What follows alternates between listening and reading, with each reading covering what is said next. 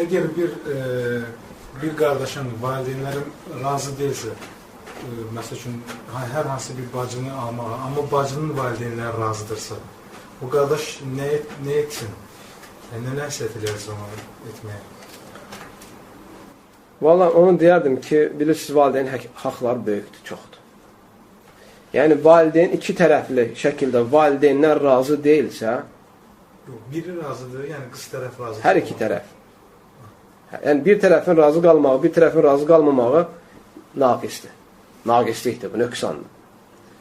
Tövsiyəm odur ki, çalışsın ki, iki tərəf də razı olsun, o şəkildə evlənilsin. Çünki evlənmək həmçinin qohum əqraba olmaq deməkdir. Yəni, bu necə? Sən bu qadınla evlən və sonra sənin atan valideynin, zövcənin valideynlərini qəbul eləməsin. Bu, qohum əqraba əlaqələrini kəsmək sayılır bu. Yəni, evlənmək eyni zamanda qohumluqdur, qohumluq əlaqələrinin genişlənməsidir. Ona görə tövsiyəm odur ki, iki tərəfli bu razılıq olsun ki, sən evlənməyə qədəm qoyasan. Və sonra, plus, qadın tərəf deyirsən, razıdır. Sən evləndin, gətirdin, kimin evinə gətirəcəksən? Atanın evinə gətirəcəksən.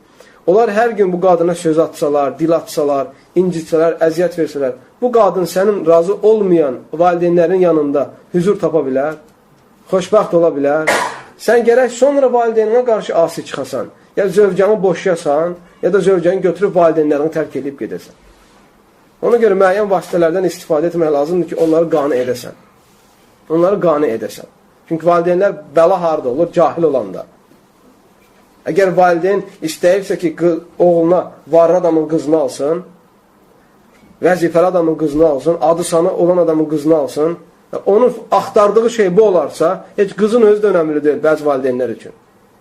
Ona bəladır bu, sıxıntıdır həqiqətən bu.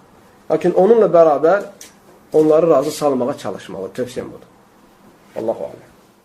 İxlasla.com saytı tərəfindən təqdim olundu.